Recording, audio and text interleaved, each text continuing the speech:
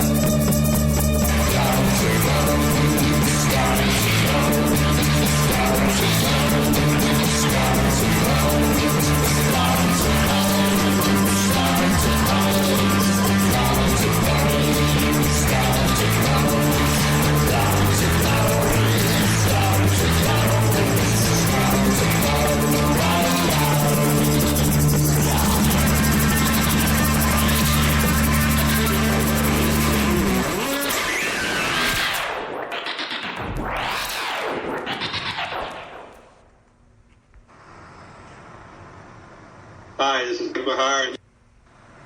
Hi, this is Jim Levat. We are Coleus.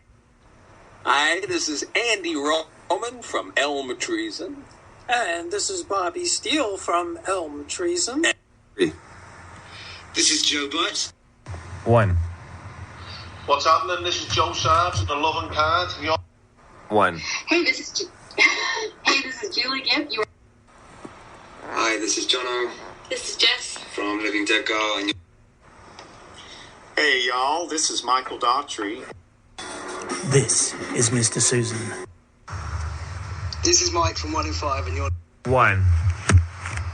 Hey, this is Brian from ONEMANSTANDING. Hi, this is Maddie. this is Peter. We're Polaris Rose.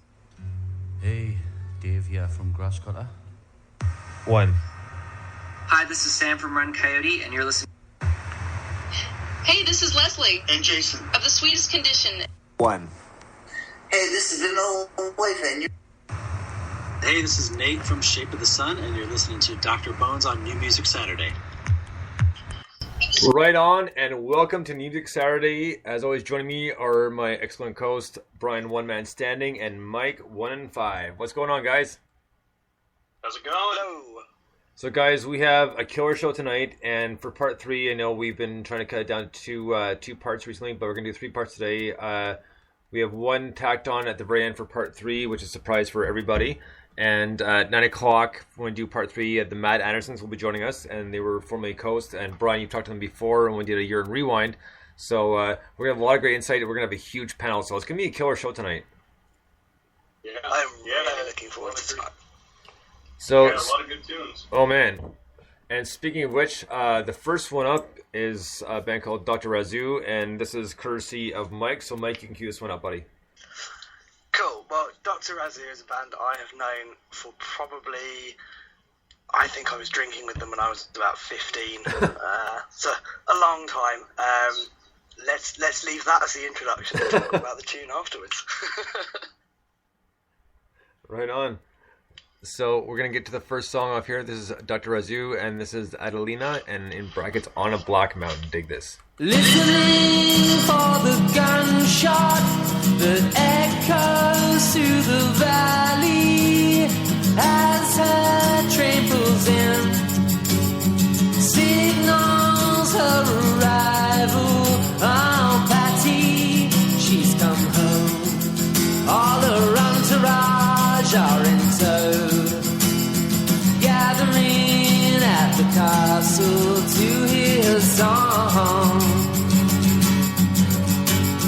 Generous with her riches, the townfolk blow her kisses as her train departs from the mountain station. Oh, Patty, where'd you go?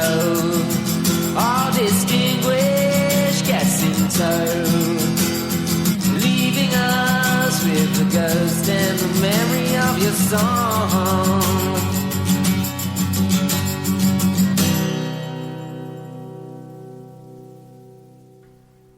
Dr. Razoo with Adelina in brackets on Black Mountain. Now, my thoughts, I gotta get this because this stuck out in my head right away. And man, did he ever sound like John Lennon? And did it ever remind me of Hide Your Love Away? And yeah, it was crazy. Like it's such the vocals were fantastic, and I love the beat and kind of almost like the kind of like raw old recording that it had to it. I mean, that was a great tune. But yeah, when I started singing, it's like, man, that reminds me so much. I go like, well done. Dr. Razzie were absolute class. So I did an interview with Jamie, he's the singer, probably a year or so ago, and he was telling me all about this. So basically they recorded 25 tracks about a year ago. They recorded them on this 1970s 8-track Tascam reel-to-reel thing, so like proper old school. Apparently it was like really hard work because it was all, there's 3 of them in the band and it was all like one take. They could do like a couple of overdubs, but it was basically all there. And he was kind of saying like, we're not really big audiophiles or whatever, it's just we got this piece of equipment cheap and thought we'd try it out and turn it into this big project. But he described them in that interview.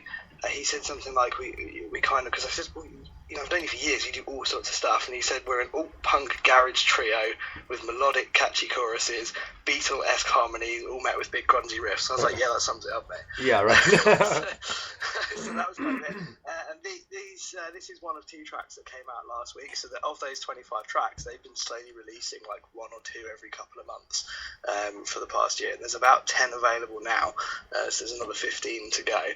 And he did talk about, you know, putting it all together on like a big album and doing something at some point, but I suspect we'll still be talking about them, you know, next year. Oh yeah. And they'll still be releasing these tracks. But yeah, they're great guys. We literally, as I say, they're a couple of years younger than me, and we were probably drinking when I was about 15, going out and trying to pull girls in the local pub and all the rest of it. And they're just really good guys. So really, really glad to finally, you know, they've been together for most of that time and never recorded anything. So for them finally to try and get some of their back catalogue down is really exciting. And all of the songs are brilliant. So I love that. It's a great start to the show. It's got me pumped. Yeah, it was a good tune. The only thing that I didn't like about it was that it wasn't long enough. It was like so short that I started to get into it immediately, and it was really cool tune. You know, it sounds really weird, but I really like the tambourine in it. It was consistent throughout the whole song, and I was like, man, it added a really good sound to the song. And I know that sounds pretty weird. There's that poor tambourine player out there is being vindicated right now. So good for him. But it was cool. It did have a lot of the Beatle-esque thing in there. Yeah, I did pick up on that immediately, and it was really good. I enjoyed it. It was cool. It was a good way to start the show. Personally, I think it needs more cowbell. Everything needs more cowbell. Come on, Brad, did you ever see that Will Ferrell episode of SNL? Yeah, that one was pretty big down here too. Yeah. It needs more cowbell, but okay. All right, well, they can't all be funny. Come on. So next up, Mike, is another one of your submissions. This is Johnny Cage and the Voodoo Groove. Oh yeah, so I had to write this down, right? So these guys sent me a track. It was actually last week, but it was too late. They sent it on Saturday, kind of just as we were about to go on air, and I was, you know, maybe half an hour before, and I listened to it. I was like, that's amazing, but, you know, I'm not going to shoehorn it in now. Right. So it's been sitting for a week, and I've been listening to it going, oh, I can't wait to play this. This is another one where I had to write down the description. So they sent me this thing, and they said, we describe ourselves as a low-down, dirty, Cubana punk soul, junkabilly, vamp trash, voodoo blues, and electric stomp box, shake and hip bone boogie band. I was like, what? Okay. Yeah. Right, exactly. So I'll try and say that again after the song, but that'll give you a flavour for it, right? Best description ever. Has to be. Puts hard rock blues to shame. Right on. And the song is called Superman 3. Dig this. Johnny Cage and the Voodoo Groove.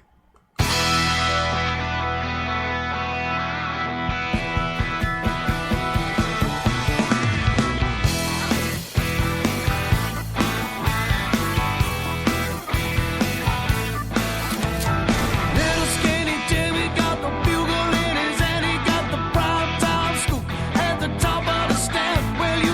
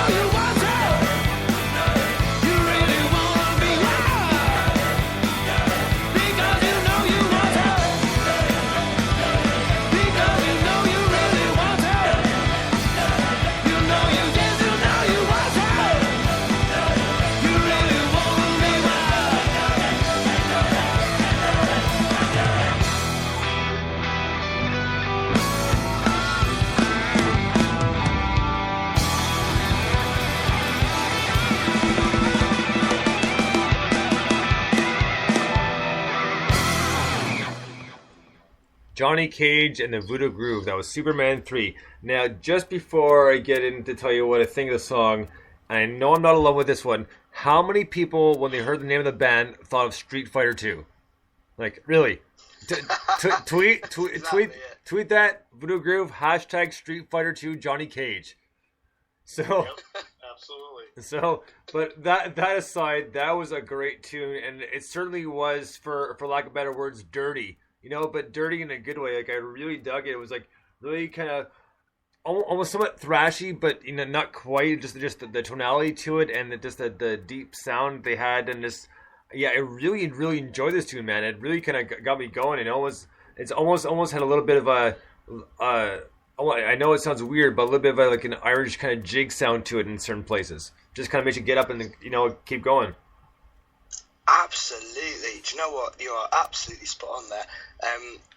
All of my family is Irish, and that is exactly. If I played that to them, even though I don't think they're an Irish band, I think they're an English band. If I played that to them, you know, my 80-odd-year-old granddad would be jumping up and down and jigging. He'd love that. He loves a good rhythm. I love that. And, you know, there's a couple of really good things about that.